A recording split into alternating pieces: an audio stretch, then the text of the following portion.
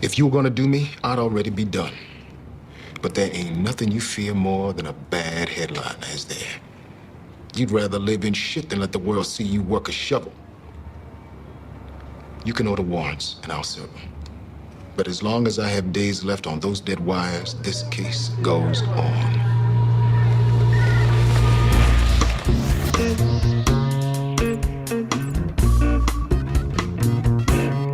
Alex Cottrell and Toby Huntingford present Caught on the Wire.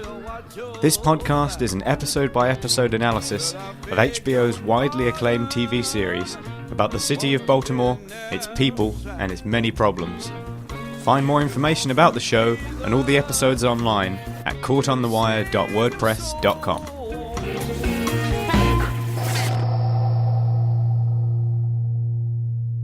Hello, and thank you for joining us again for Caught on the Wire. It's our penultimate episode of Season 1, cleaning up, and I'm really looking forward to getting into this episode because this is widely regarded as one of the best episodes in the series, really. Lots of good reasons for it that we'll be going throughout the episode. And obviously we're getting quite hyped up for the finale, where we will be joined by a very special guest, but more on that later. Toby, are you ready to begin? I believe you're giving us the recap this week. Yes, I'm afraid it's a bit of a monster this week. We're going to go for a 17-parter. 17? I've worked out if we spend 5 minutes on each one, we'll have a roughly similar running time to last week. But some of these are quite brief and we'll only spend a couple of minutes on them, I imagine. Some of them are really kind of landmark scenes that we will have to break down, of course. So kind of the opposite of last episode, where we had a few but talked about each one at quite some length, so... Yeah. I think that was the was that lessons or maybe the cost. That was a really nice one because it was kind of 8 big succinct bits that we just kind of sort of managed to bite into. But today it's going to be a bit more bitty, I'm afraid. This is a very heavy episode. Yeah, that's fine. I mean, there's lots of little bits to talk about. So yeah, right. Should we bounce in? Let's go for it.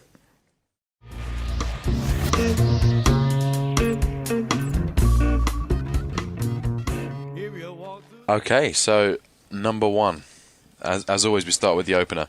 Cedric Daniels visits his wounded detective, Kima Greggs, and bumps into a drunken Jimmy McNulty outside of her room.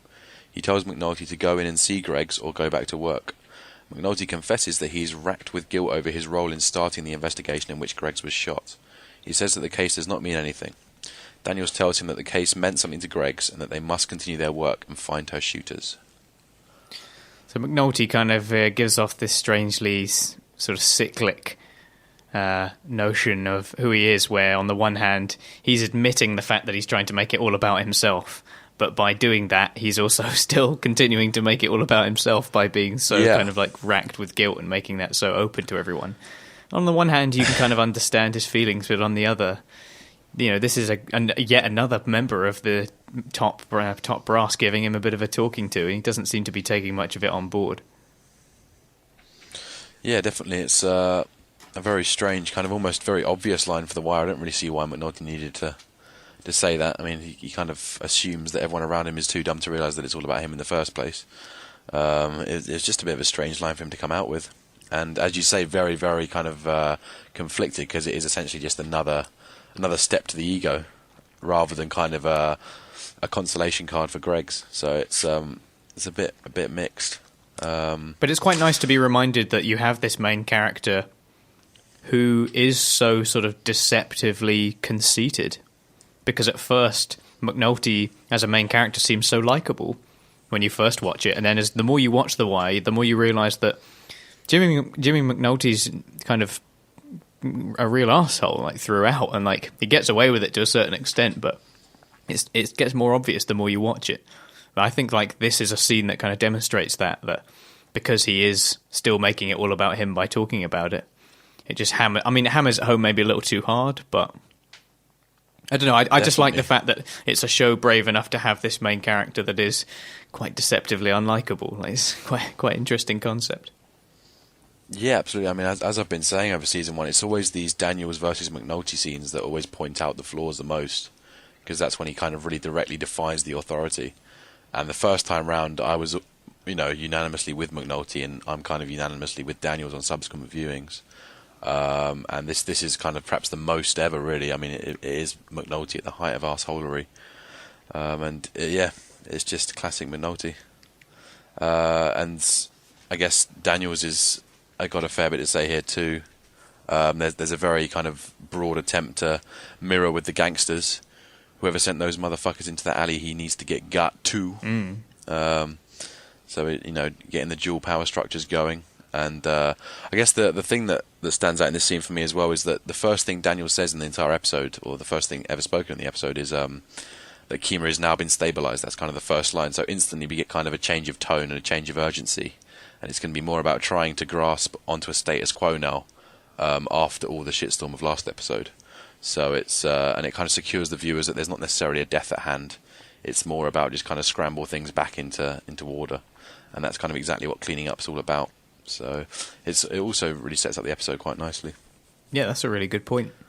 And I also wanted to add how it's nice that at no point have we been subjected to scenes where people are kind of sat around the bed with Greg's in it, and everyone kind of like, it feels like so many other shows would resort to that, but in reality, the only kind of shot that we've had of Greg's in all this time is that really kind of sobering final shot of episode 10, I think. Yeah, the last episode, yeah. Episode 11. 11, sorry. Yeah, oh yeah, it was the most recent one, yeah.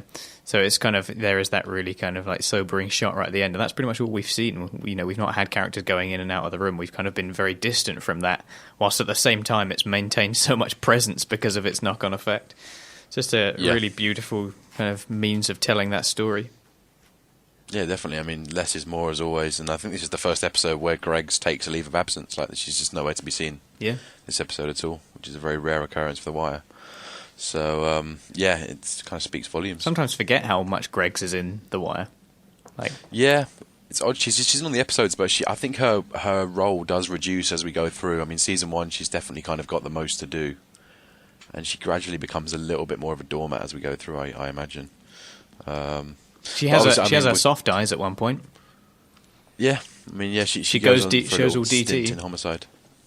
Yeah, she becomes the rookie investigator that's at the centre of that media whirlwind, doesn't she? Methane probes. There we go. God, season hopping. Terrible people.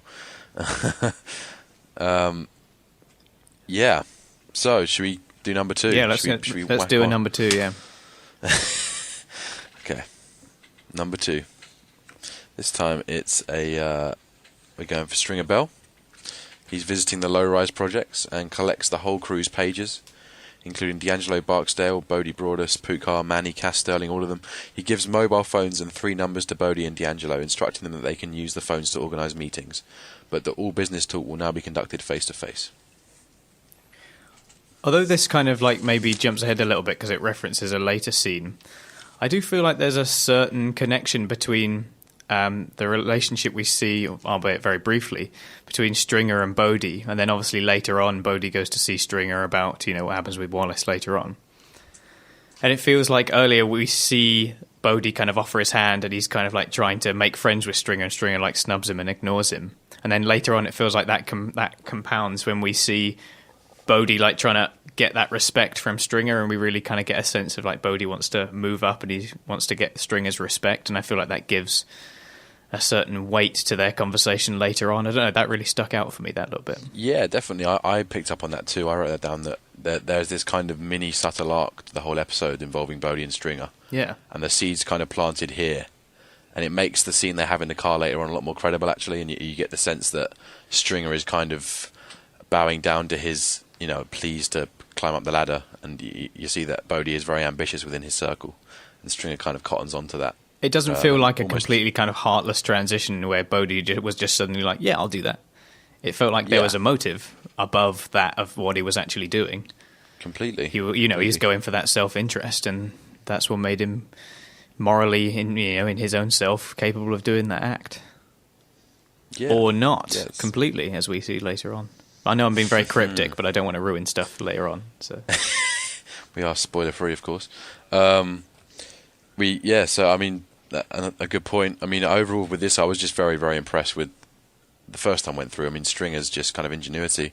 It's just such a fantastic evolution. I mean, Freeman kind of refers to the whole changing up thing and how it's kind of almost a process of evolution of them having to adapt to all the policemen's changes. And this direct line to Stringer thing is fantastic, and brings about the death of the pager, which is such a hallmark of this season.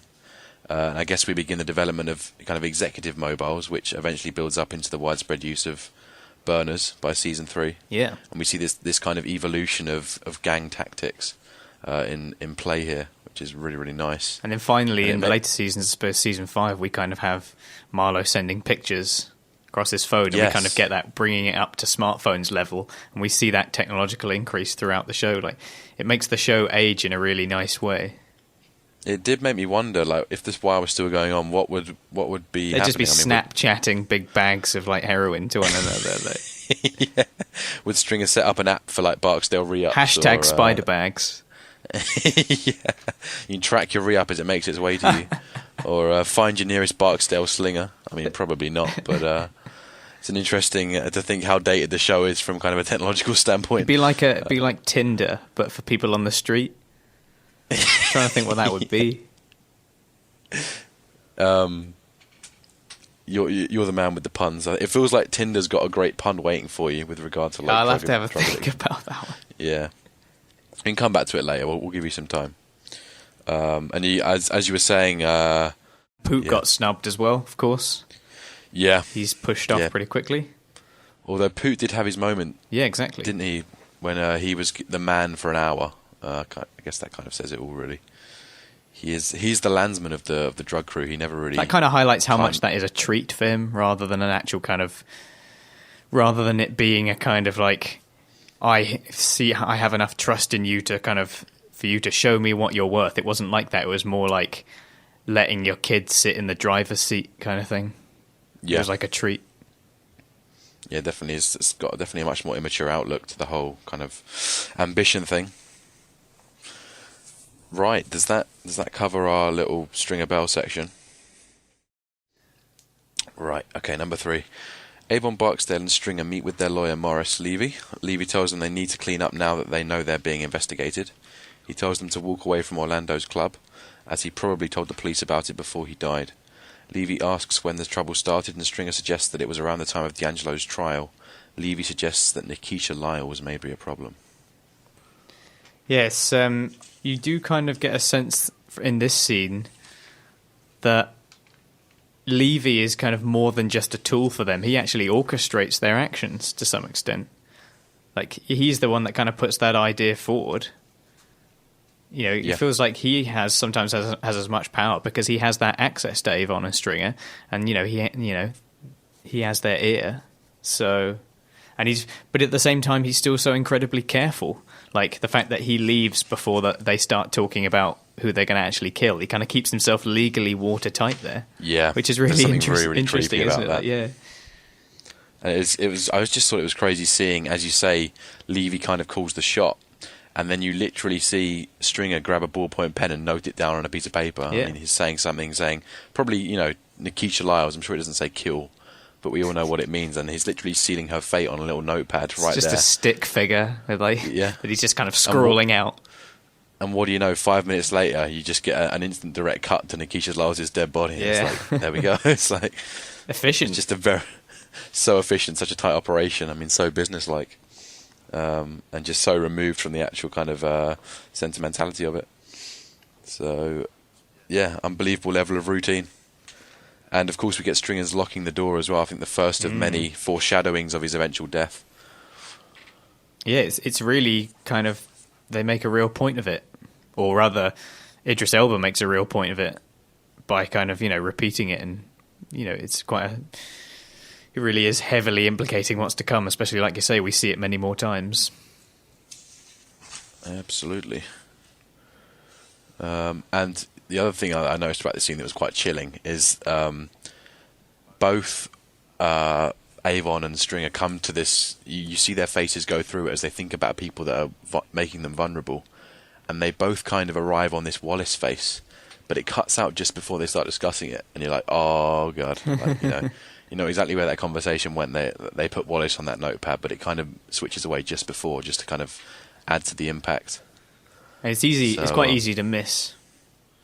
It's totally understandable for someone to miss that. So it's kind of... It just keeps up that fact that it's not quite going to reveal what's going to happen. And it isn't particularly predictable, really, I wouldn't say. No. No, but I think once you've seen it through once, you totally understand these kind of little ticks that they give off, and you see how much there is that's implied rather than said, and it really is quite a jigsaw puzzle. Well, what's interesting is that in retrospect, when you obviously analyse it and you talk about it, there's no avoiding the fact that you do have to come right out and say it, and that's that they literally order the murder of a child. Like, it's so shocking. Like, it's just really, really brutal, and the show does kind of present it in this way where the shock of that creeps up on you. It doesn't try to go for these big, flashy, kind of horrible images of death to kind of, jump you out of your seat. It really does creep up on you in a strange way, even though how sudden it still is. Like, it's just, the more you think about it, the more awful you realise it is, the more contemptible you realise that someone like Avon and Stringer really are. Yeah, completely. I mean, the show doesn't put up any signposts saying this guy is evil. You do have to do all the legwork yourself. Yeah. And well, that's because it's trying to say. I mean, it sounds like a bit of a cliche, but that's because it's trying to demonstrate that notions of evil aren't really like that. They aren't sort of obvious. You can never. People don't go around with these labels on them. It's quite simple for this otherwise ordinary seeming person to be this hidden tyrant. Yeah, it's dark stuff. One of the darkest scenes yet, probably. Damn. Yeah, it's just a really quite sad episode. Definitely. I mean, it really is the crux episode. Is that everything to do with that scene? Have you got anything else, or? No, I don't think I have much else. It was mainly just about Levy there, because I just like seeing Levy. Yeah, always, and he was particularly pragmatic as always here. He was straight on to Nikisha. Right, let's do number 4. We've got some more Barksdale stuff. So D'Angelo meets with Stringer and Avon at the club. Stringer asks him about Wallace, and D'Angelo tells him that he's left the game. D'Angelo appeals to Avon to leave Wallace alone and then leaves. Back at the pit, Wallace returns from the country and asks for his old position back. Bodie tells Wallace that he would have to accept a demotion, but D'Angelo overrules him. D'Angelo takes Wallace aside and gives him advice on how to handle his return. Then D'Angelo's mother Brianna arrives with a lunch for him. I think it's not unfair to say that this is a pretty dumb move on D'Angelo's part. Like, he has gone to Avon and Stringer and said that Wallace is out of the game, and then goes and dumps him straight back in, and like, advice or no advice, he knows what he's done. So it seems like that, in a way, does really seal it for Wallace. Because,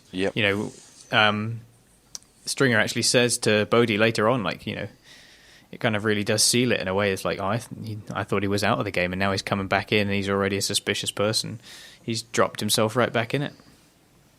That was kind of his first faux pas, but I'd say he was equally stupid for not pushing him harder to get out of the ghetto. Yeah, that's true. He just kind of, Wallace says, "This is me right here, yo," and D'Angelo's like, "Cool story, bro. Stick around." I mean, he knows how much danger he's in, and you can see it on his face written the whole time. As soon as he sees him back in the low rises, like, his face drops, and he just kind of, I don't know. I mean, they spoke about Edmondson before, and it just kind of seems to have disappeared. So it feels like D'Angelo needs to do more. I mean, perhaps. But there does seem to be a theme of sort of hollow loyalty, and we kind of see that about Wallace talking about this is him, and this is his place, and this is what he knows, and he and this place are kind of symbiotic, and there is that sense that it draws empathy out of people.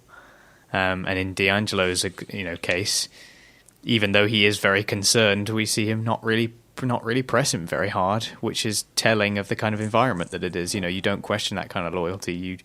You're in it for life. Yeah. And that's really heavily emphasized with Wallace. So, as we'll talk about more as we go along. Absolutely.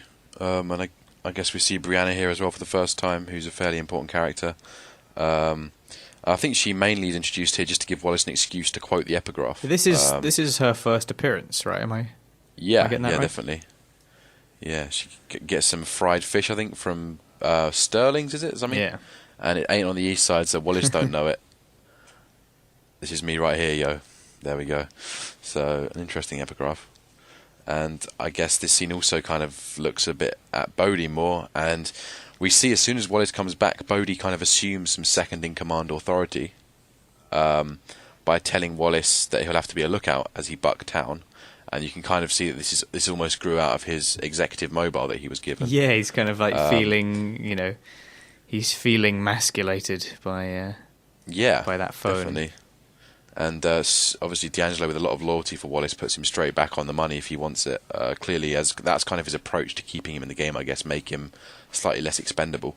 But we see that Bodie's kind of attempt at authority is similar. There's a few moments in the ep. I mean, there's the whole Avon Stringer thing, which is obvious, but there was one scene with Bobby Reed and Burrell where Bobby Reed says, the commissioner asked you a question, Daniels.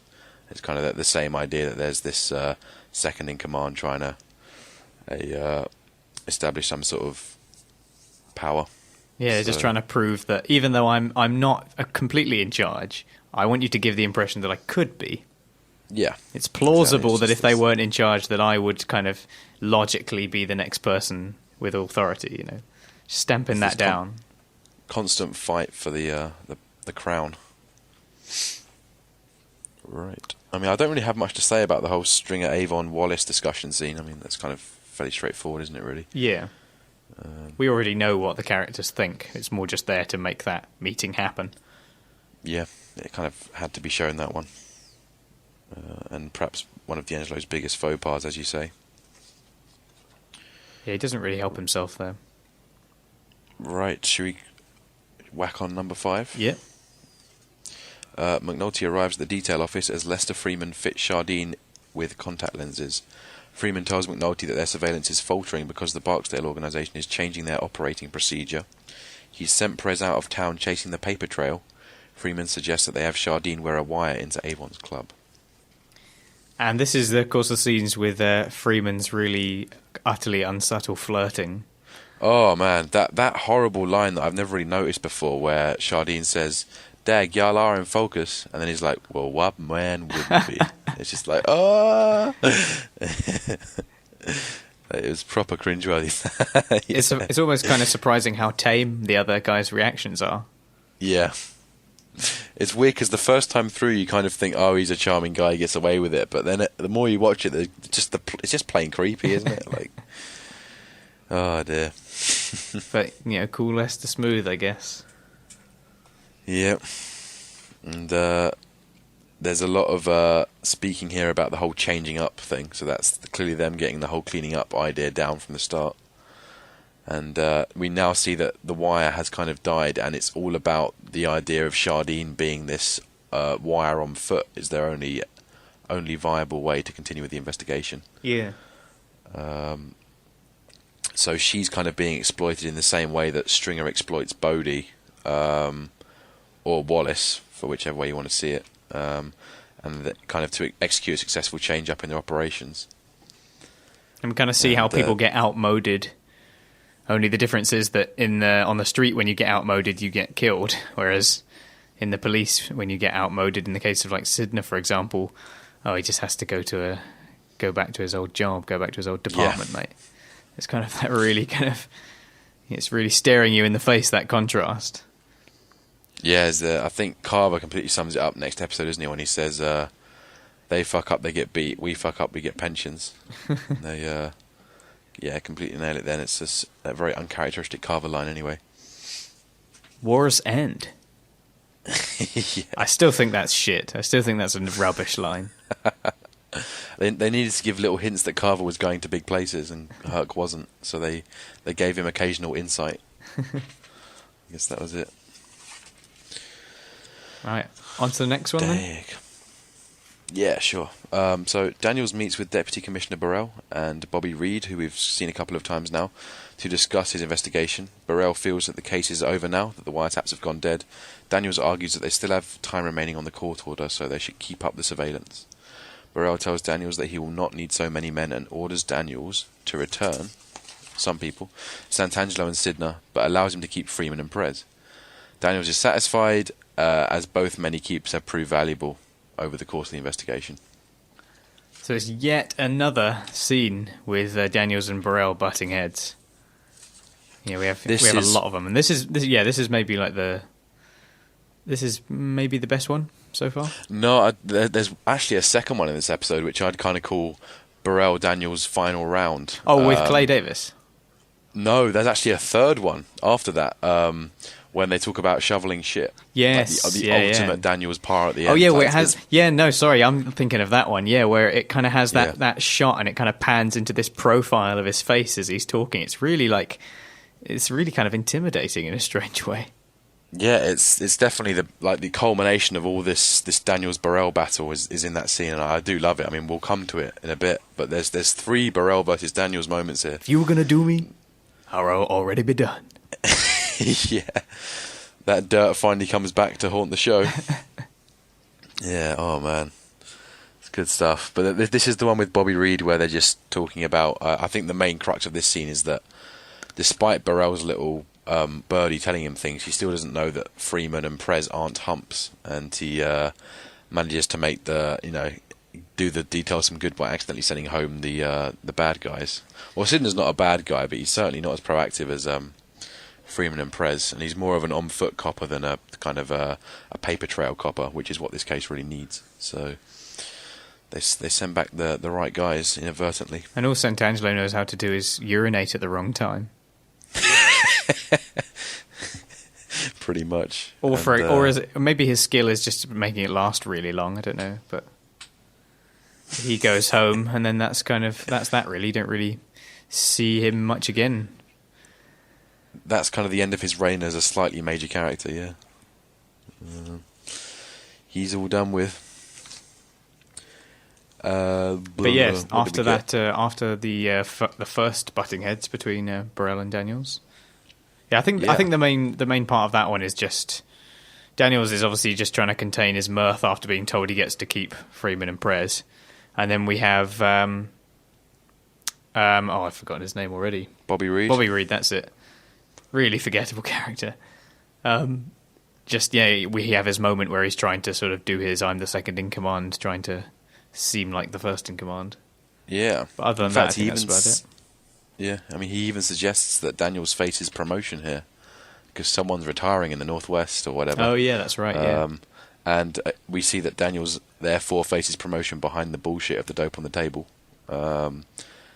Getting big behind the media frenzy of a police death. If Greggs wasn't shot, would Daniels be facing that promotion? Probably not. So it's kind of it's some really dark undertones to that one as well. Part of me does feel like maybe we didn't see quite enough of the career-inspired Daniels, because I do feel like his transition is somewhat speedy. Well, I know it makes sense with the kind of the expedition of the show's narrative, but sometimes I feel like we're told more than shown that Daniels used to be this great career politician. Yeah. Because we associate him with someone like Burrell. We don't ever see him being more like, we don't ever see him being like really kind of obsequious or whatever with Burrell and trying to get all these, trying to rise up the ranks or anything. I mean, this is kind of the first instance where he's offered this, drop it and we'll give you something nice. And this is kind of the first option. And the first thing he does in this instance that we see of him is that he turns it down in quite a spectacular fashion. So, yeah, it's true. I mean, he is completely dedicated to the justice now, isn't he? And there was really only one episode where you didn't even get the sense, but you kind of knew he was a career man. And then, as you say, they never really developed that at all. And it would have been quite nice to have a kind of season 1 transition of it. It feels like the transition is kind of, you see the latter half of it, which is fine. But like I say, it just seems to involve a bit more telling rather than showing, which is a shame sometimes. But I understand it. There is some transition to it. I mean, he becomes more accommodating of McNulty's demands and kind of develops a bit more of a begrudging respect for him over time, whereas before it was kind of complete contempt. Yeah. And you do get the sense that there's kind of a gradual respect developing there as he sees that all of his ridiculous ways of doing police work actually do get, good things. They reap good rewards. And I think he does eventually see that and comes around to the idea of it. Yeah, for sure. On to the next one. Right. Number 7. We're making fairly good progress.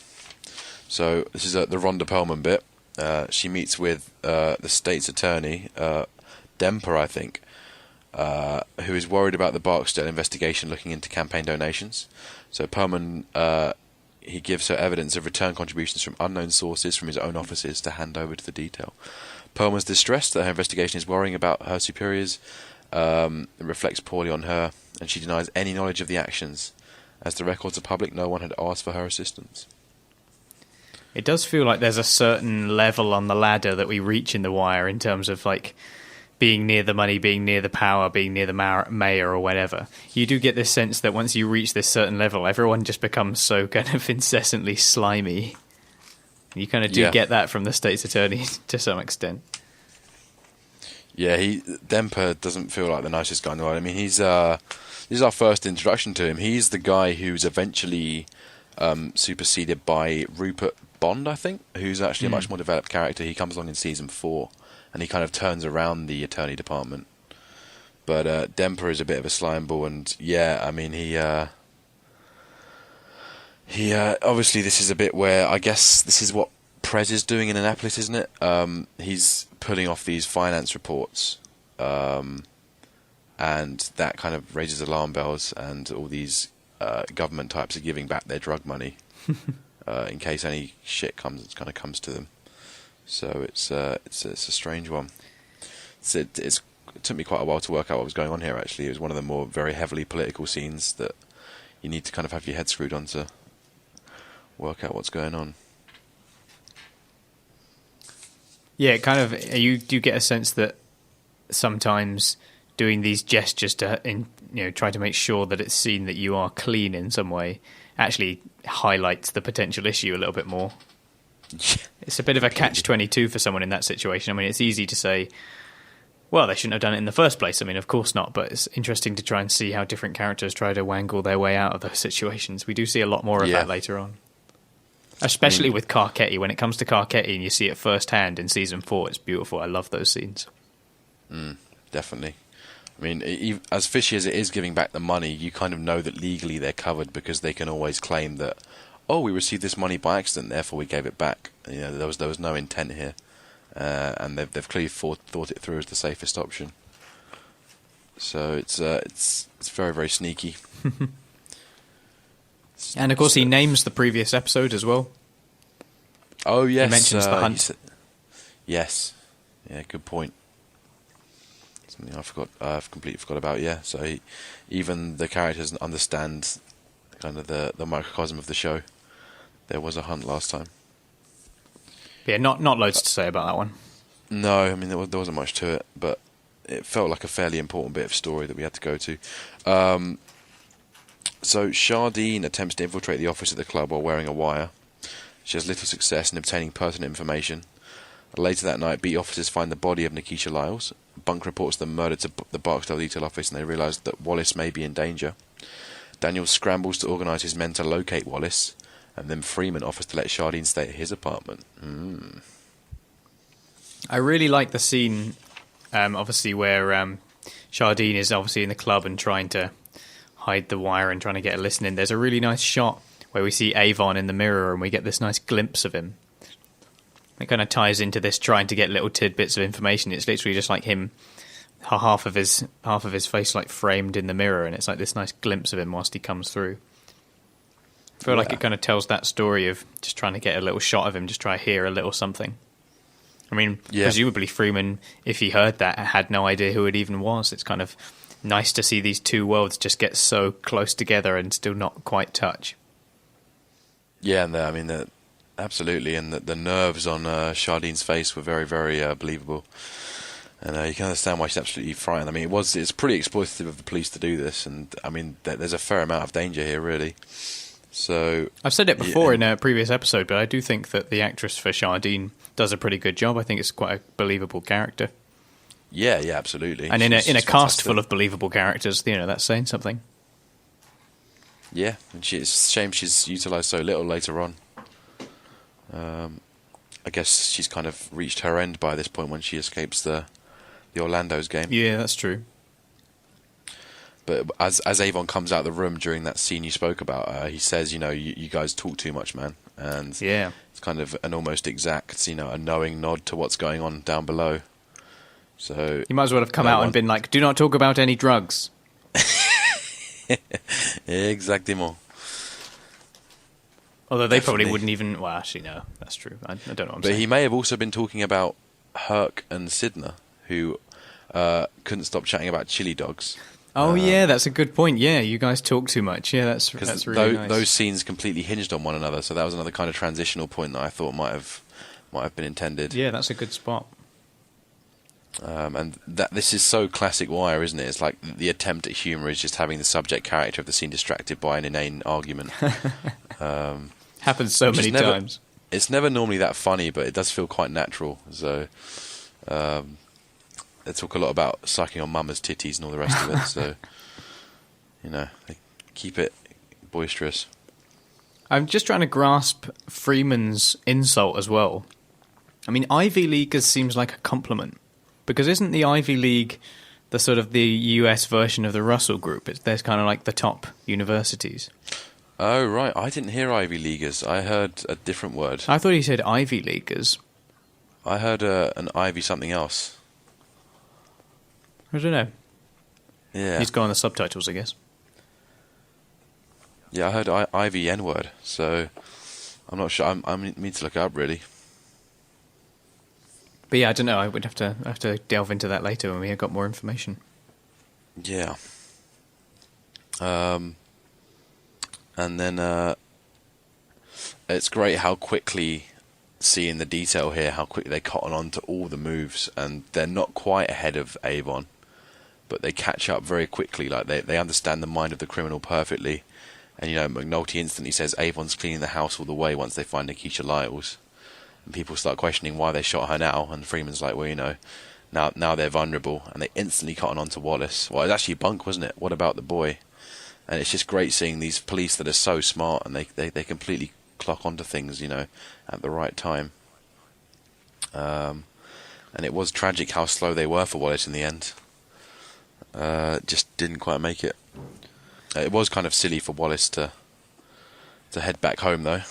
I mean, speaking of clocking on things at the right time, we also see the one thing that Daniels does get right on time is obviously he kind of catches Freeman before he can maybe take it a bit too far when he's like, inviting Shardene to stay over at his place. Maybe that might be going on a little too strong there, Lester. Definitely. Remember who you are, serve. Yeah. But he kind of responds with that as almost as if he's like, yeah, exactly. That's why I'm doing it. As in, like, even in a relationship sense, he wants to protect and serve. Like, that's kind of... Yeah. So he's trying to use that almost in tune with what he's gunning for.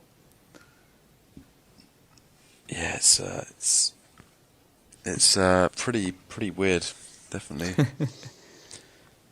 Doesn't quite feel like the Freeman I want to know.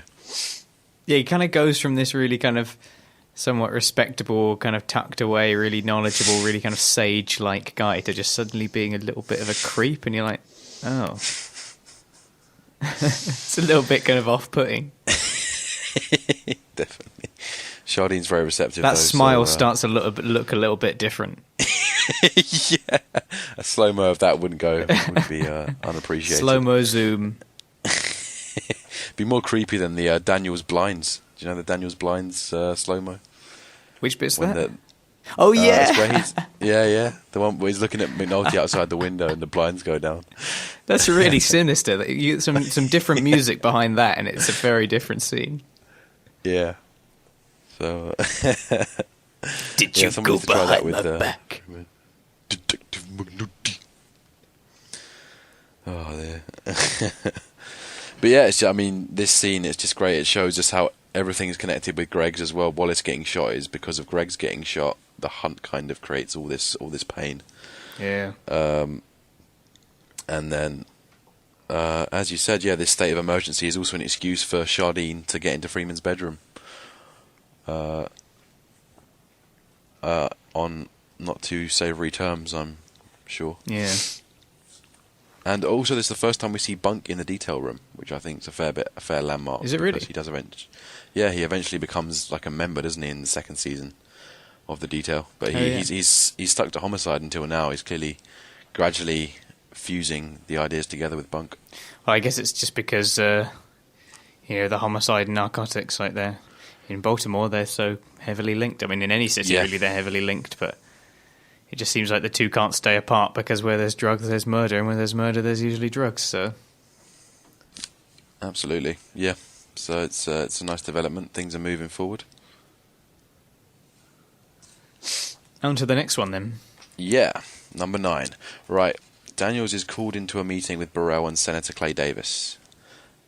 Davis is concerned about the detail looking into his campaign finances and the involvement with his driver. Daniels refuses to apologise for the driver's arrest and tells the senator that if he's clean, he has nothing to worry about. Davis tells him that he has no idea where his campaign contributions come from. Daniels leaves the meeting and Davis insists that Burrell needs to control him. I really, really like this scene. Like, you get a real impression of Clay's Jekyll and Hyde act. The fact that 1 minute he is this kind of really smooth, really friendly, handshaky politician, and then in this one moment he can just snap and just go for you. Like, because on the one hand he wants to be all friendly, but he's also got this political capital sitting behind him that he's able to bring down, or really bear down on people. It's nice to see him kind of switch between them, and he does it a couple of times in this scene. It's quite unsettling.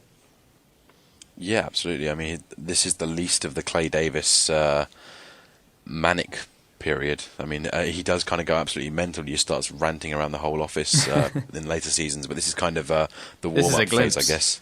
Yeah, just the glimpse. And I guess it's also a very, very landmark. It's very much a big landmark, because this is the scene that cements the truth that Avon's money extends beyond the corporate world, kind of into the world of government and politics. And at that point, it becomes clear that that's probably why there's such a minute attempt to stop Avon, because the city gets rich off it, and it just confirms that the city's corrupt at its very core, and displays kind of a beautiful indication of where our characters are at. You got Clay Davis, an ultimate slime ball, with Burrell kind of right on the end of his strings. Finally seeing Burrell in a compromised position of power, which is a nice change up.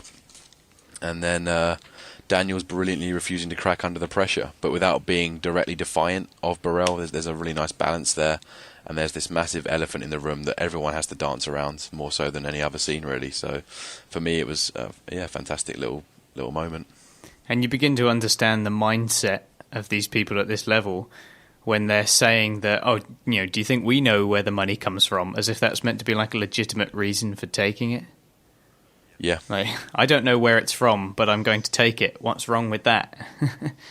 It seems like a very unfounded defense. It's kind of based almost in, just justifies their own corruption, It's the restrained version of what we eventually know as the "I'll take any motherfucker's money if you're giving it away." Yeah. Comes along. Another classic wire mirror image. There's a big one, another big one in this episode that we will come to, no doubt. Oh, sure. I'm not sure I've clocked onto that one yet. And there's that one other thing that he says near the end, put him so far out in the sticks that he'll see the Philadelphia cops walking towards him. And that exactly mirrors Weebay's status next episode, where he gets arrested in Philly. So. Right, okay. Yeah, that's a good spot. That's a fairly nice little mirror. Yeah, so that was the Davis stuff. Anything else to say? No, I think I'm ready to move on. Sure. So this is a bit more detailed stuff. Herc celebrates the results of his sergeant's exam. Carver was less successful, and he's away on service training this episode. Sidner phones from the shore to report that Wallace left 2 days ago. Pullman arrives at the detail to quiz Daniels about the investigation into campaign donations. Freeman trains Shardene in measuring her steps. And then Prez is quick to interpret her findings, showing his aptitude for maths. And then, using the measurements, the detail installs a camera in the wall of the office from an adjacent vacant building. Yeah, it's quite a few things there. The one thing that always sticks out, the one thing that sticks out for me immediately is I always just remember Freeman's line about draft dodging peace freaks. We kind of learn another element of Freeman here, of him being, obviously, he must have been in the army or something at some point. I don't know if we hear much about it again at some point. No, I'm not too familiar with the idea of that, draft dodging peace freaks. Well, I guess he's talking, to my knowledge, I mean, I could be completely wrong about this, but to my knowledge, he's talking about being drafted in to do some kind of like national service or something like that, because he's being taught the way he learnt to do that stepping technique with the string to learn the measurement is some kind of military means of measuring something when you don't have a ruler or any kind of things like that. I kind of assumed it was a reference to some kind of military experience that he had had at some point, because the draft is drafting people into military service. Right. Okay. There, I got schooled. I mean, not that there literally was a draft, but more like he must have done some kind of national service at some point that other people didn't do. I mean, can you really see McNulty in the army? Jesus Christ. No, that wouldn't work. Freeman, you could imagine it. Yeah. Clearly got the head for the tactics. And as we see with his bottle smashing skills a few episodes ago, the physicality as well is still there. Yeah. So, yeah, it makes sense. It's a nice theory. We get a bit of Daniel's attempting comedy, which he doesn't normally do. Sergeant Houck, help us. God help us, even. Oh, yeah. And, that's as far as jokes go for Daniels, isn't it? Wasn't too bad, to be fair to him. Acknowledgement of calamity.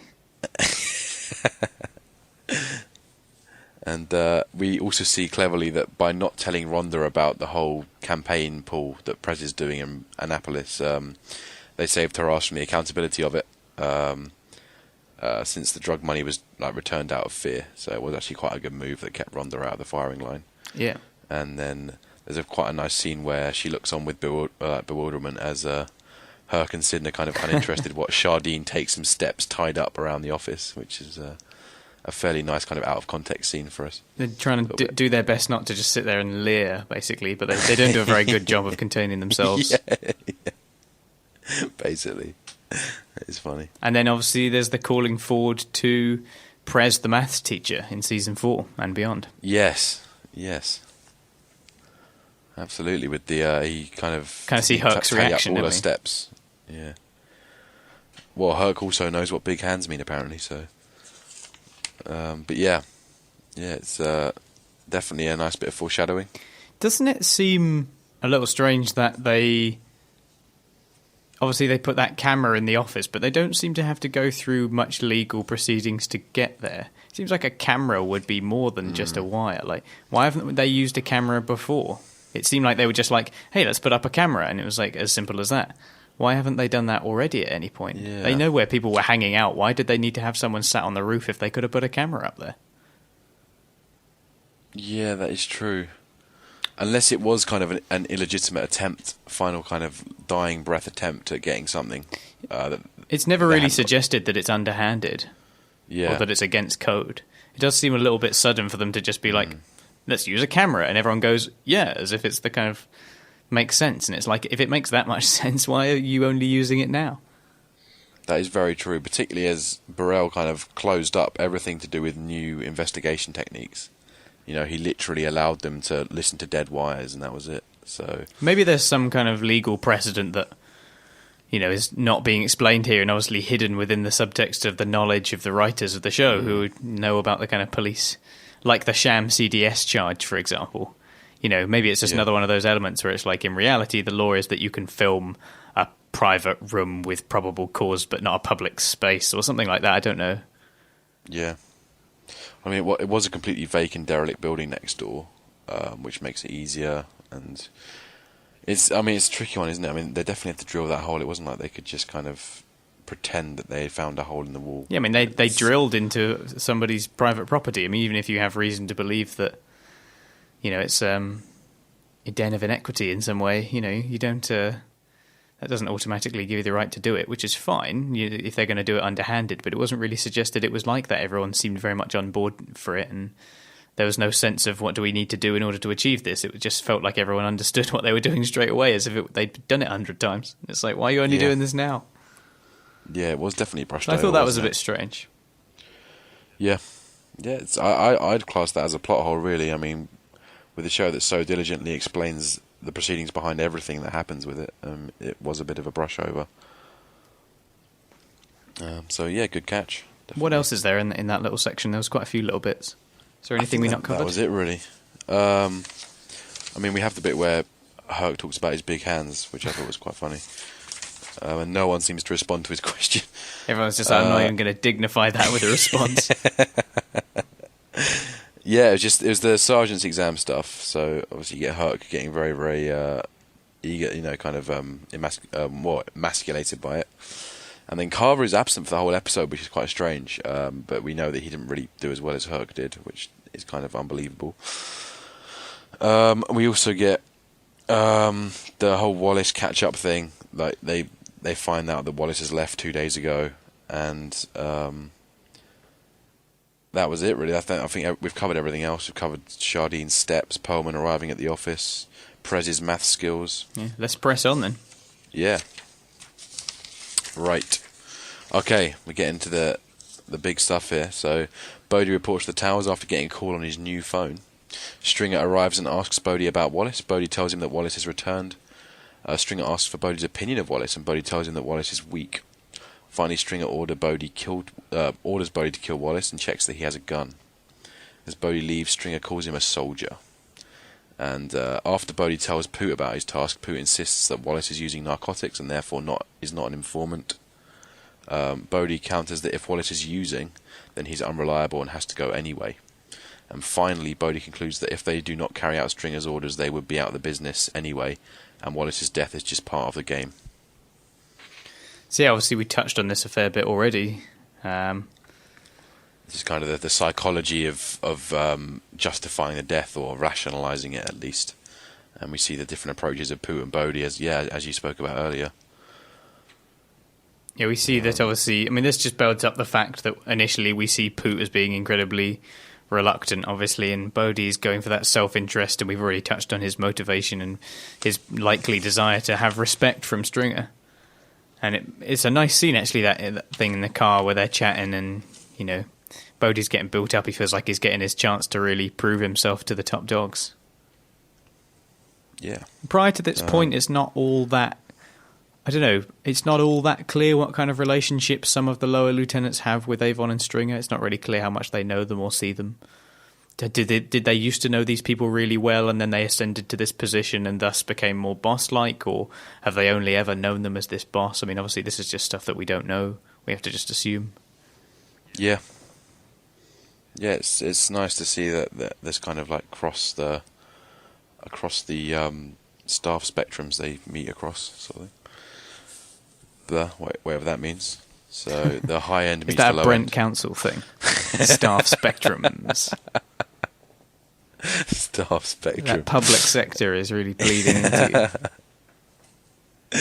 Yep. Sorry, sometimes I do just have to kind of flower the language up a little bit for no reason. Apologies. I guess that also this scene we see someone, I think we see someone I could swear is like a young Slim Charles. And Bodie's kind of speaking to them at the towers just before he gets the call from Stringer. Definitely go back and have a look at it. Oh, right. No, I didn't spot that. Amon Glover. Yeah, it's crazy, like the complete same face. He just looks a hell of a lot younger. Yeah. I think that much covers that. I think we talked about a lot of that bit earlier, so... Yeah, and that, I think so, yeah. So, I mean, it's just a very subtle exchange, isn't it, with Stringer and Bodie, that it's just dancing around elephants in the room again. There's no explicit dialogue about death spoken of, but it's very clear what the message is. And Bodie clearly does have some smarts, like stuff like soft link, break the chain. Seems like quite a learned statement, really. So he does understand how the things work within his own little world. He has that quite base idea of strength and brutality to run the game. Yeah, definitely. And so it's he's kind of old school. Academic intelligence, but he does have a very, very strong understanding of kind of when you can identify strength, as you say, and whether it's good or whether it's useful for your operation. And that's why we understand that Stringer is just using him as a bit of a tool, because ideologically speaking, they're fairly split on it. We know Stringer isn't really the kind of person that wants to rule the game in that way. So Bodie can really only go so far with Stringer's respect on that one if he wants to do everything by banging heads. Yeah. Yeah, true that. Should we move on then? Yeah. Right, so McNulty and Daniels visit Wallace's old squat, but find it abandoned and devoid of the extension cables he was using to steal electricity. McNulty finds an address for Wallace's mother. Darcia Wallace, and he takes Daniels there to see if she knows his whereabouts. She's little help and is more concerned about her next drink than her son being in danger. They're hammering home the tragedy of Wallace here, and about we can see that his early life and his family life was obviously very poor, and that is very much largely to blame, and it implicates a lot of the other kids that we see on the street. That obviously part of the reason why they're there is just the misfortune of their circumstances. Yeah, definitely. I mean, massively rubs salt into the wound. It comes immediately after Wallace's death. We get this kind of complete negligence from those who would, be the first to kind of break down. So, yeah, it's pretty horrible. And there was a weird bit when Daniels and McNulty searched Wallace's apartment, but then Wallace is now at a different apartment that looks the same as the first one. I wasn't 100% sure where that was. Yeah, because I didn't really understand that Wallace never moved house as far as I was aware. And why would he move as well? Yeah, it seemed. I mean, there's lots of vacant houses, but they're all inhabited by squatters anyway, so it's not like he's going to. Maybe when he went away to the country, it just becomes kind of fair game, I guess, because it's just a squat. So he had to go somewhere else. Maybe, I don't know. So instead of hot desking, it's just hot. Hot housing. Row housing. Hot row housing. Yeah. Hot rousing. Hot rousing. We'll go with that. That sounds like a kind of ska funk band. Freeman maneuver. Yeah, that's quite good actually. Yeah. What we've learned about him this week, anyway. Yeah. Right. On to the next one. We're getting fairly close to the end now. I'm sure you'd be glad to know. McNulty and Daniels visited Wallace's old squat in the last one, so we go to the next one. Wallace brings Chinese takeout for the young children he looks after. Later he goes for a meal with Bodie and Poot. When they return home, the children have all left. Bodie and Poot corner Wallace in his bedroom, and Bodie draws his weapon. He steels himself to shoot Wallace as he pleads for his life, but is unable to do so until prompted by Poot. After the first shot, Poot takes the weapon and finishes the task. So we have... this is where I was mentioning we will bring up the mirror, classic wire mirror shot in this scene, because obviously this just all builds up to the death of Wallace. We kind of have this last meal, don't we? It almost says he has this last meal with the kids, and then he has the last meal with Bodie and Poot. The two last suppers. Yeah, exactly. And he kind of... but Poot, we can kind of see that Poot is more endeared to him. We see him kind of smiling and enjoying the relationship that Wallace has with these kids. And ultimately, that obviously leads to him showing a bit more mercy, and rather than just letting Bodie shoot him once and leave it like that, he wants to put him out of his misery rather than have him there kind of dying in horrible pain. Like, it's obviously... It's a really horrible scene. Like, it's really upsetting scene. You get the sense that the last ounce of humanity that Bodie and Pooh have kind of as kind of kids is pretty much gone from this point onwards. And as you say, like the two boys like perfectly share the burden. You have Bodie essentially killing him and Pooh then putting him out of his misery, firing 2 bullets. So it's they do completely kind of confide in that. It's really quite harrowing. And spoiler alerts for season 3, there is that echoing between Stringer's death and Wallace's death here, where just before Bodie's about to shoot, Poot has to be like, "Well, do it, goddammit, if you're gonna," and then he shoots him. Same thing happens with Stringer, where there's that really long silence, and then he's like, "Well, get on with it, motherfuckers," and then they shoot him. Oh my god, yeah. Those two moments are so similar, and it's not an accident, I'm sure. Yeah, no, that is true. I'm kicking myself for not noticing that. Very, very good spot. And obviously there's that kind of very ominous 2-pack poster behind him in the mirror the whole time. Oh, yeah. Which kind of, the last 20 seconds before his death, it just kind of hangs behind him in the room. I think he even has wings on that poster. So. Oh, are you still there? Yeah. Sorry, you just went very quiet there for a second. I couldn't hear you. You disappeared. Not to worry. No, I just said that Tupac even had wings on that poster. Oh right, yeah, just kind of hammering home that afterlife. Yeah. Sense, yeah. And then the mirror effect that I was going to talk about is... this obviously brings up what happens later in the episode, but first off we have Poot being reluctant to go up the stairs, and Bodie has to kind of usher him on and gives him the nod on as he looks up the stairs. That's kind of shot of Poot looking away and then turning towards, and the camera moves with his viewpoint to looking up the stairs, and we see Bodie kind of ushering him onwards. And then we see the same thing in reverse with later on with McNulty and Daniels, where they're about to leave Stringer behind, and McNulty again looks towards back into the room, and then we follow his gaze down the stairs, and then we see Daniels at the bottom ushering him to leave. So on the one instance, we have one person ushering the other person because they don't want to have to take someone away, in the case of Wallace. And then we have Daniels having to usher McNulty along because he doesn't want to have to leave someone behind, in this case Stringer. Ah, yes. Beautiful. It's a really, really, really nice execution. Fantastic, yeah. Yeah, great insight. I hadn't come up with that myself, so kudos. I guess is that Wallace done for us? That the Wallace death, yeah, I mean, there's the momentous Wallace death. It just hangs over everything, doesn't it? It's a really upsetting scene, and it's the more you think about it, the more you watch it, the more you're just like, this is horrible. Yeah, it's just horrible.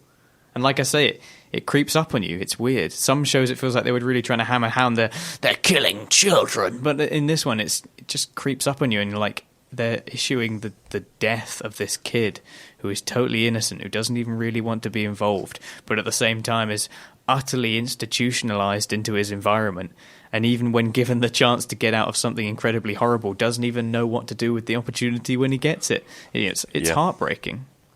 And the more you think about it, the more it just gets to you.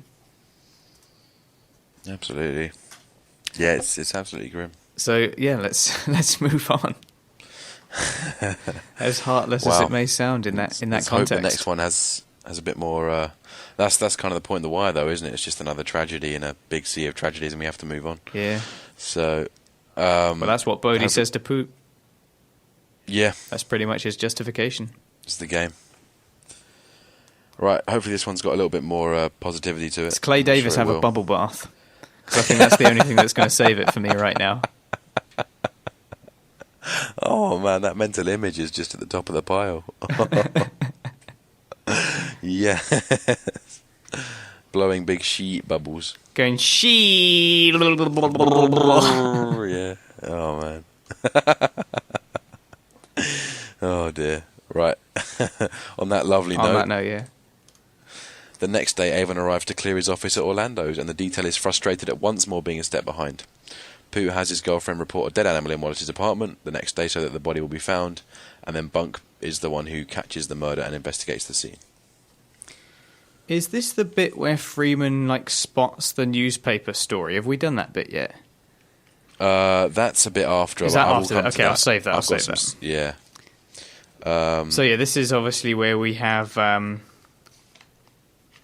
Sorry, I've just don't worry. forgotten it's the last where thing you said. I was going to say something about it. It's the kind of familiar sense of frustration, just as they're getting up the fibre optic lens. Yes, that's right. Yeah, they're all packing up. Oh, it's classic. Oh, we've just missed the boat. They basically watch him try to, Avon chastising him for not being able to get that safe out. Yeah, that safe always comes back. It seems to be the centre of everything. But they do pull off obviously a great pull from it, because they're Avon is doing his parting, kind of giving out his parting instructions to D'Angelo. D'Angelo is again being exploited in a horrible way, like Bodie is and like Shardene is, and he's being put in a rental car with no protection straight up to New York to grab some heavy re-up that they're in dire need of without their main stash. And just as McNulty's kept saying the entire time this season, we get Avon on voice alone. This is exactly what happens. That they get their voice clip and they have what they need against Avon. And what is it Freeman says? I think we're onto something big. Well, we've got something real. I think that's what it is. Yeah. We've got something real. That's it. That's kind of the most. That's perhaps the biggest point in the whole season, where they actually catch Avon, and they've got him on that drugs charge they've been looking for, not the traffic charge that Avon was talking about. Obviously that drops D'Angelo right in it. Yeah, just terribly classic crushing wire scenarios where by coincidence, he's the one that gets caught with the drugs. Therefore, the 20 years come to him. And then we get the rationalisation of why his his mother doesn't seem particularly bothered, because Avon gives her the speech about, you like this house? Well, I put you in this house, Yeah. So she's just like, you don't have to worry about my child. Although she turns out to be dead wrong. Absolutely. Yeah, that's the problem. You sense that if D'Angelo hadn't started querying Wallace's death, they would have put in some sort of mystery manoeuvres with Levy to reduce the 20. But as soon as Stringer says, what is it? You stupid motherfucker, you made up your mind, wasn't it? Or something like that. Yeah. That's kind of the sentence coming down right there, like the 20 years. They're coming straight away. Yeah. So...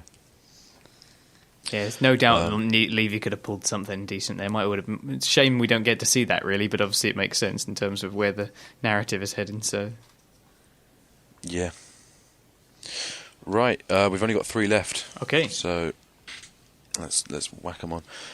So Avon meets with D'Angelo as the office is emptied and asks him to drive to New York to receive the next package. He tells D'Angelo he wants him to do it because he's his family and he feels he can trust him. With his information, Daniels and McNulty borrow a tracking device and install it on D'Angelo's car as he changes his clothes. D'Angelo is then stopped by traffic police and then brought in by the detail. And then there's the interrogation without a lawyer. And D'Angelo is very wary, having been tricked by McNulty before, so he's kind of very, very sceptical. And then McNulty tells D'Angelo that Wallace is dead, and he does not believe him. And then we get the bit where Brianna berates Avon, as we've just discussed, for letting D'Angelo get arrested. And then Stringer and Levy come in and visit D'Angelo talking about Wallace. Stringer cannot answer him, and D'Angelo becomes enraged when he realises McNulty was telling the truth, and he refuses to let Levy represent him. So, you mean D'Angelo becomes enraged? Did I say Stringer? You said Stringer. Yeah. Oh, right, yeah. So D'Angelo becomes enraged. There we go. So again, I feel like this points out why I don't understand why they didn't use a camera before, because they get this massive pull and are able to get D'Angelo off it and get the tracker on the car, and it feels like the camera would have been a good move earlier on if it were possible, but. Yeah, like I say, I won't beat that one too much. It is a bit nonsensical. I can't really argue with you there. And of course we have the famous scene with D'Angelo with the "Where's Wallace?" Yeah, it doesn't really get much more monumental than that, does it? It's yeah. Sorry, I was going to say that I read a very interesting comment on What's Alan Watching? Yeah, he does a collection of posts about all the episodes, and they're very interesting. But I saw a comment on one of the articles that was talking about Larry Gillard Jr.? Yeah. And talking about his performance as D'Angelo, and about why, even though he is absolutely brilliant and is arguably one of the best performances in the whole of The Wire, about the reason why a lot of these people, and it does not just him but other actors in The Wire, the reason why we haven't seen them work as much and get bigger roles as they've gone along is maybe people in studios and us as the audience associate them as an actor so closely with the character that we can't really imagine them being much else. They're kind of so good at those characters that they just become utterly typecast, and thus it limits their ability, or at least their perceived ability, to present other characters. That's a very good point. I thought it was quite an interesting point. I can't remember the name of the poster. It was like some internet alias, so it wouldn't really reveal who they are, to be honest. But I remember reading that comment on the What's Alan Watching for this episode, and I thought that was a really good point. So I just thought I'd echo that sentiment. No, sweet, yeah. Because this is kind of really a really high point for his character, and I think it's just really brilliantly acted by Larry Gillard. Yeah, I mean, he's doing the rounds in The Walking Dead, isn't he? But I think it's a bit of a temporary shift. Cutty's in it as well, isn't he? Yeah, and they're bringing a few of them in for that one. I feel like they are doing that to add a little bit of legitimacy to what I think is not a great show. I'm going to come out and say it. And it's very popular, and I've heard people say that it's better, but what I've seen of it, it doesn't do anything for me, sorry. Yeah, apparently Season 2 was the blip, and I think everyone gave up with Season 2 and didn't give Season 3 a chance. But, I mean, I haven't seen it beyond Season 1 myself, so I'm not really sure. But that's kind of what I've heard. And Carver's now joined the cast and is apparently the most evil church vicar in the world. So I don't know, I am kind of tempted to watch the latest season. I did watch most of 3, but it just didn't do much for me. I just felt a bit tired of it. It's not bad. Season 2 is bad, but like the rest of it isn't bad. It's just, I don't know, didn't do much for me personally. Maybe it's just zombies. I'm just a bit bored of zombies. Yeah. Oh, Yeah, it's a you can only do so much with post-apocalypse. Like, I zombies. just feel like I've gone through that so many times and all its various scenarios. So maybe it's just Yeah. I'm a bit worn out on apocalypse. Fair enough. Anyway, I digress quite a bit. Yep, as always. No, let's get back into it. So, obviously we've got the crushing sense, kind of news with Wallace here, and as typically the Wire does, that kind of completely stifles any sense of progress we've just received about Avon being caught and the rest of it. Comes at the opportune moment for ultimate tragedy, and then I thought it was quite clever how they invented some sort of half an hour in New York probable cause to stop D'Angelo. Had to come up with that one on the spot quickly. Don't think anyone else would get arrested for that. And then obviously 2 great D'Angelo scenes here. You have 2 kind of interrogations. First with McNulty and Daniels, then with Stringer and Levy. And yeah, as I said, Stringer kind of essentially seals his 20-year fate right there when he says, "You made your decision," and they walk out. Although in the So, first instance we see, prior to that we see D'Angelo learning his lesson from before, like he's not going to fall for the same trick, and that's why he doesn't believe McNulty when he tells him about Wallace. Is because he feels like he's kind of learnt. He now accepts that they are bullshitters, but in this case, they actually aren't kidding. Yeah. You could tell that they linger on D'Angelo's face after McNulty leaves the interrogation room. Yes. And there's never a sense that he even slightly believes what they're saying. Like, there's not even a doubt. It's like complete smugness that he's got them worked out, and then it completely like swivels its head for him. And again, that scene with Stringer, it's like what you're talking about, that elephant in the room. No one's actually talking about it because they don't need to. D'Angelo just realizes all he has to do is have Stringer not answer him and just be like, shut your mouth, like, and then he knows exactly what he means. Really nicely executed. Damn, there's a couple of segments in this bit that I'm a bit critical of. I mean, the first is the rental car. That's another element of the investigation that was brushed over. Yeah, that's true. Where do they find the rental? And then they kind of they immediately bug it, the one that he'll be taking, without realizing which one he would be taking. And then they seem befuddled by the fact that he went in his house to change his clothes, which I think, I do that sometimes if I want to change my clothes. But I maybe that didn't feel like that wasn't a necessary scene. No, if it was a bit of fluff. I thought I was just like, okay, it's just a bit of where Daniel's like has to get himself correct. Okay, thanks. He went in the house to change his fucking clothes. And I guess there's that bit where in season 2 where McNulty says, they call a man who pays too much attention to his clothes a grown-up. Perhaps that kind of leads up to that scene, but it's a tenuous link, really. Yeah. And then there's a second one. I think you've possibly preempted this with the newspaper. Do you want to talk about this one? Yeah, just the spotting of the newspaper cliche, the fact that it's kind of in the bin, and then he turns towards it and he's like, oh, and then he's kind of lifting it out the bin. And you're like, Jesus, like, that's such a cliche kind of. Yeah. I've spotted some great thing in the headline. I thought it was going to start spinning and go it's like spinning towards the screen. Like, you're just like, come on, this isn't The Wire. They've made 3 very big shortcuts that we've established here, haven't they? Like the rental car, the hole in the wall, and the newspaper. It's clearly an end of season concession that they just don't have enough episodes to quite give everything justice. But I know it can happen. Like, that sort of thing is not totally implausible, but at the same time, I felt like the timing was a bit off. Yeah, it's the sort of thing you expect in LA Noire to It was a find massive thing to learn from a newspaper. Like, yeah.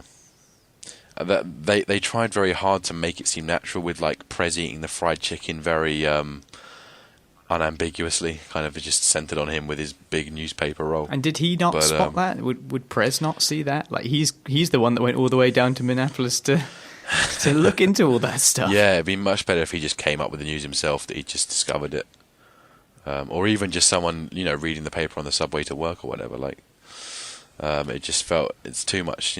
One coincidence too many. I guess it's another pressing on Prez still being a little bit of still having a certain amount of hump somewhere in him, and Freeman being perceptive and seeing things at the right time and having these kind of miracle investigative moments. Does have a couple of his little Superman moments, like with the can. Yeah, definitely. So those are the slightly weaker sides of The Wire, I guess, that we've just gone through. And we now just have 2 more segments. So, okay. Right. So this, I won't really read it all out because it goes on for a bit. This is essentially the Daniels versus Burrell final round fight. So what do we have? Burrell questioning the relevance of Daniels' men looking into campaign finance and threatening him with the FBI reports on excess capital, and then Daniels refusing to back down and insisting that he'll continue with the case as long as he has time on the wiretap affidavit. And he threatens Burrell willing to go down for the Eastern District allegations, claiming that it will eventually happen anyway, but will reflect with bad press, something Daniels knows Burrell is most afraid of. So it's clear that Daniels has worked out Burrell's motives very clearly. Yeah. What did you make of it? I mean, we've already said a fair bit about this scene. Obviously, it is a brilliant scene for Daniels. There's that beautiful profile shot of him. We kind of see both of them trying to dish the dirt on one another to some extent. You kind of see Daniels has finally learned how to play that political game. We kind of see the awkwardness from earlier where he asks rules for a favour. And, that's one way that his arc is quite good, is we kind of see him become a bit more savvy in that political sense and how to play that game, how to gain capital in that sense and use it against others. I still really like Burrell in these scenes, though. I mean, obviously his character is meant to be who he is, but I still think it's wonderfully acted, and Burrell's always got something. No matter, he's not stupid, Oh, definitely. He's not played to be a fool, which is great. I mean, this for me is one of my favourite scenes, in the whole show. I think it is just a massive culmination of kind of a season-long battle, and it really does give just this horrible sense of how corrupt the city is. And you really begin to understand these really deep-seated notions for not wanting to investigate Avon and all the money that they're getting rich on behind it.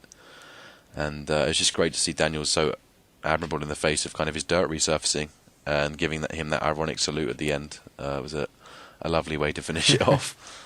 So, yeah, for me it's not a bad word to say about that, really.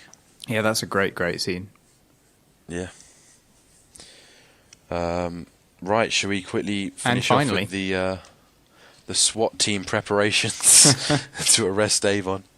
McNulty tells Daniels that they should make the arrest, and they go in together. Daniels cuffs Avon, but McNulty lets Stringer go, telling him they'll catch him later. At the office, Freeman presents in to review the board. Freeman adds a newspaper article about a rehabilitation centre that he found in a bin, as we discussed, and it's being built in an area where the Barksdale organisation has been amassing property. Sidney tells him the case is the best work he's ever done, but he still feels that it's not finished. At the low-rises, the dealer's orange sofa stands unused. Yeah, this is sort of a closing up point. I do like that. I do like that both sides ridicule the SWAT team. Like Avon refers to them as Delta Force motherfuckers. And then McNulty's line, I feel like that's actually a really poignant line, where McNulty says this isn't as fun as I thought it was going to be, because he's not just saying that for himself, he's almost saying it for the audience as well. Like, we spend the entire season being built up to this point where we're going to get Avon, and even for us, we're just like, it's come to this. It's come to them basically just having to walk in and take it and leave Stringer behind, and all of these complications throughout. It's quite a poignant line, I feel. Especially seeing as the SWAT team is there to hammer home the fact that it is this massive facade, rather than being the genuine, getting something real, getting some major charge down and really putting him behind. And that's why Sidner says it feels like it's so unfinished. Yeah. I mean, it's just another form of dope on the table, isn't it? It's making a point without actually following through with it. It's just grandstanding, Yeah. And we've got big men with guns and things to break doors down. I tell you what, that guy who comes out the door looks like he'd do a better job of breaking that door down than the big metal pole the police guy's carrying. That guy who comes out the door is massive. I've forgotten his name, but yeah, he becomes so quietly led away. He could probably kill all those people easily. He's the funeral guardsman for the rest of the show. Actually, he's a great guy. He's just kind of always in his shades as well. Yeah. So he's a cool motherfucker. But yeah, there's that weird kind of buddy cop moment where I think McNulty says "you and me" Daniels, and they You and both me. kind of they both have their nice moment. The 2 stars of season 1 make their much wanted arrest together. That's when the big 80s drums start and their names flash on the screen as they stride towards the door. Like. Yeah, I do get what you mean. But yeah, buddy cop movie thing is like that's a good way of putting it. Absolutely, it was there. And then we also see the SWAT guy from before at the door, the guy that said, "No, honey, we're looking for Savino." Oh yeah, the it is first him, of yeah. a few appearances. Yeah, so he has a little arc in the show actually, where I think he eventually breaks free of the SWAT and becomes a slightly higher up policeman. But that's our second appearance from him. Maybe the most minor arc, like the smallest arc in the whole of The Wire, maybe. Yeah, I mean, Dee Dee definitely gives him a run for his money. The junkie who, well, she's like a rich kid in season 3, a junkie prostitute in season 4, and then a recovering addict in season 5. She has like one scene per each of those seasons. All right, yeah, vaguely. Something we'll come to, yeah. So yeah, that's pretty cool. But yes, there's that. There's McNulty very, very outwardly saying "catch you later," painting himself the hero in a slightly cringy way. An incredibly slow and drawn out scene as well for the arrest. It really does go on for a good 5 minutes, which is quite unusual for The Wire. And as I mentioned, it has that scene with I was talking about the mirroring scene. Yes. Where Yes, of Daniels course, has to beckon McNulty on, Oh, a la yeah. Poot and Bodie. It's all coming back, yeah. And they're both almost symbolically, but I can't quite work out why, wearing these very extra white clothes that don't seem quite natural. Avon and Stringer. Yeah, They're trying to you're right, yeah. send subliminal messages that they're clean to the cops or something, but yeah, it's some weird like dark and light at play in that building. Maybe it's just a purely visual thing. Yeah, It's not always going to be symbolic, I guess. Sometimes it's just creates a nice frame. That's about it. yeah, I suppose so. Yeah, I mean, you get Sid in his best work I ever did line, despite them only arresting the top dude, which I guess is the target. They got the target, fair enough, fair and square. So, and there's just a massive sense of resolution here. Well, kind of, well, I'd say an oddly resolute tone. There's a lot of unfinished business, but you get the empty sofa and the empty detail office, and everyone, breaking up to go back to their old day jobs. And the sense that the families and friendships have been ripped apart with the couch. And considering we just saw Daniels swear that the case would go on to Burrell, it certainly creates kind of a mixed and unpredictable setup for the finale. So it's a really nice kind of way to start it off. And then we have that we have the sort of lingering shot of the sofa. I just found myself kind of thinking about where they all are if they're not there. Yeah. Ain't at the funeral. Yeah. Yeah, I think it just shows that the low-risers have been ripped apart and just more lives on the line again. Just a nice uplifting scene for us to finish with. Yeah. So that is it. That's episode 12. Yep, we're all done. I think it's going to be our longest episode yet. Yeah, it's quite the episode. We just have a few categories to finish off as always. Yeah. Sterling's, baby. We out the feast. What the hell is Sterling's? Sterling's, up on 29th Street. Don't you know nothing? Shit, if it ain't up in the West Side, I don't know shit, yo. Cause this is me, yo. Right here. Who's that? Your new girl or something? Nah, nigga, that's my mom. Let's head into our favourite scenes. Sure. For me, I normally have a couple to pick between. It's very easy for me this time. I think it's got to be Burrell versus Daniels' final round. Enough said. Yeah, I think I would say either that one or the earlier one with Clay Davis in it. I do actually really like that one. I really like the Stringer and Bodie scene as well, just because it kind of satisfies that little mini arc. I find that quite a satisfying scene. Yeah. But yeah, I think the final, like you say, the final round with Burrell and Daniels is a great scene. It's really good for both those characters. And it feels like Daniels finally stamping down. Like, he's had all these moments where he's butting heads, but this is actually a victory for him. And that, like you say, that salute at the end is just the perfect way to sign off. Yeah, absolutely. The last fuck you.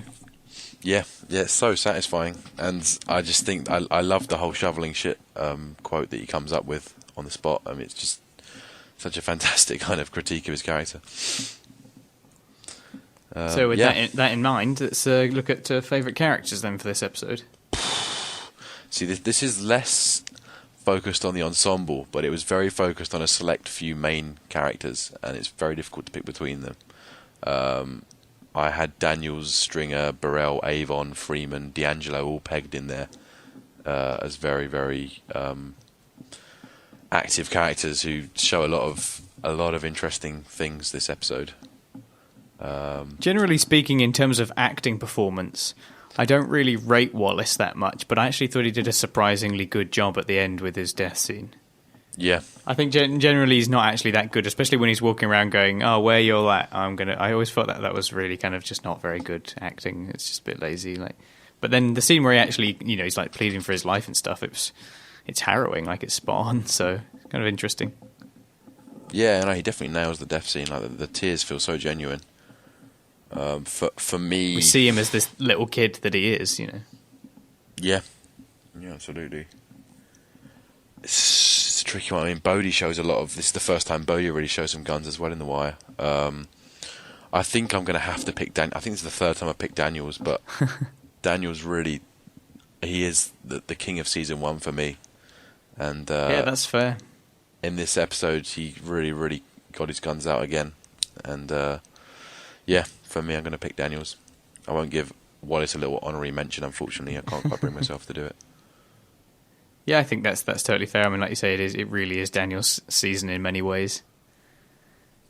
He's just so kind of like dominant in terms of performance, in terms of his impact, and even though he's like you say, we were mentioning earlier how he doesn't really say any jokes. He's not a particularly light-hearted character. He doesn't really come across as lovable in the same way that other characters do. But just the way that he projects authority just makes him such a badass, and that's fine by us. Definitely. Did you pick someone? Was it Wallace you went with, or? I was just going to do a little shout. I mean, it's hard to pick one in this episode. I think that, like you say, there's lots of focus on lots of different characters. And I just was giving a little shout out for Wallace, and I already gave a little shout out for Shardene, who I think has been consistently quite good throughout the season. Kind of an unsung character sometimes. Yeah. But other than that, yeah, it's I think D'Angelo as well. D'Angelo's really good in this episode. Even though, again, it's fairly brief from him. Yeah, definitely. It's just continued excellent performance. Building up to yet another tragedy. Yeah, God, an even bigger one, potentially. It's interesting how much absence there was as well this episode. I mean, no Rules, no Landsman, no Bubbles, no Greggs, no Carver. Yeah. Who was kind of tellingly absent as the snitch, just perhaps to throw us off the scent for next episode when it's revealed. And very little McNulty. I mean, it's probably the least McNulty-centric of all the episodes so far. We do start with him, I guess, but then he kind of fades off a bit. Yeah, definitely. So there's a lot of the other characters coming into the limelight more than anything else, really. I do feel like our task with the title and the epigraph is pretty short this week because there's not a whole lot to say about them, I don't think. No, they're all pretty clean-cut, aren't they? Cleaning up. Yeah. Well, I mean, that's pretty obvious. Both sides are obviously doing their cleaning up and they're both tidying up. What was the way that you put it in the start of the episode? You were describing it at the beginning. You described it as kind of not trying to put things away or trying to clear everything up. Avon's cleaning up the house, is that it? Something like that? Yeah, I can't remember exactly what you said, but whatever you said at the start of the episode, that was kind of pretty much all that could be said about the title. I think that's just about it, really. Yeah, just the dual operation directly caused by the hunt from last episode. It's kind of cause and effect. Yeah, and it's been mentioned already. I mean, Bodie himself says in the hunt about someone's got to get to cleaning up around here, and here we are. So that's kind of it, really. And then Dempa does the call back to where all the shitstorms come from. So yeah. And then finally our epigraph. This is me right here, yo. Well, this is me, yo, right here. There we go. Sorry. But yeah, I mean, it's just it's the element of the tragedy of Wallace and his institutionalization. Yeah.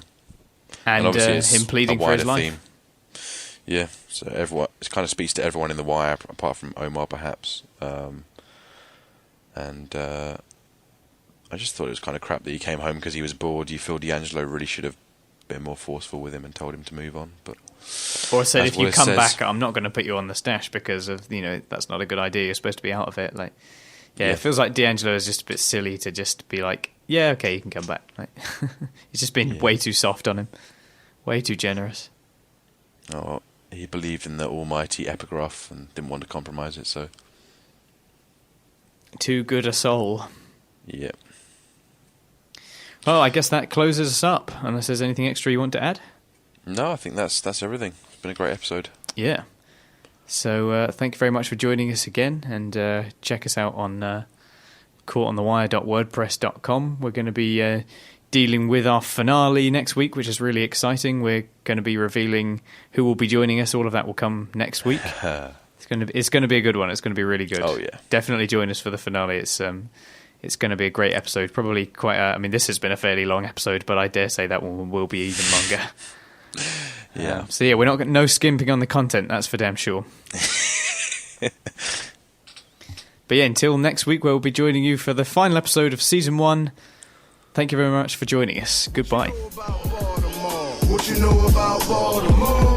Baltimore. What you know about Baltimore? What you know about